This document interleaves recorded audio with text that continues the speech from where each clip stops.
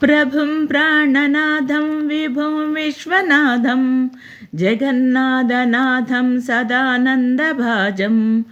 भवद्भव्यभूतेश्वरं भूतनाथं शिवं शङ्करं शम्भुमीशानमीडे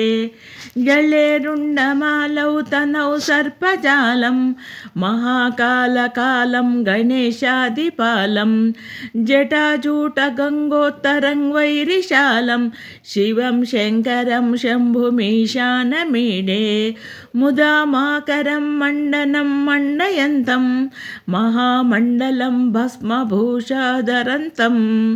अनादिं ह्यपारं महामोहमारं शिवं शङ्करं शम्भुमीशानमीडे वटौतो निवासं महाट्टहासं महापापनाशं सदा सुप्रकाशम् उमेशं गणेशं गिरीशं महेशं शिवं शङ्करं शम्भुमीशानमीडे गिरीन्द्रत्वात्मजा संगृहीतार्थगेहं गिरौ संस्थितं सर्वदापन्नगेहं परब्रह्म ब्रह्मादिभिर्वन्द्यमानं शिवं शङ्करं शम्भुमीशानमीडे कपालं त्रिशूलं कराभ्यां ददानं पदाम्बोजनं रायकामं दधानं बलिवर्धमानं सुराणं प्रधानं शिवं शङ्करं शम्भुमीशानमीडे शरच्चन्द्रगात्रं गणानन्दपात्रं त्रिनेत्रं पवित्रं धनेशस्य मित्रम्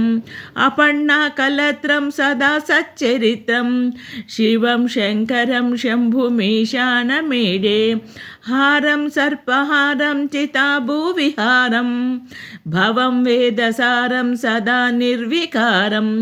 श्मशाने वसन्तं मनोजं दहन्तं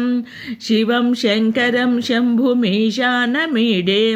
स्वयं यः प्रभाते नरशूलप्राणे पठे स्तोत्ररत्नं त्रिवः प्राप्य रत्नं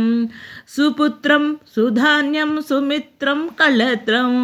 विचित्रं समासाद्य मोक्षं प्रयाति। ॐ त्र्यम्बकं यजामहे सुगन्धिं पुष्टिवर्धनम् उर्वारुकमिव बन्धनात् मृत्योर्मुक्षीयमामृताम्। नमः शिवाय।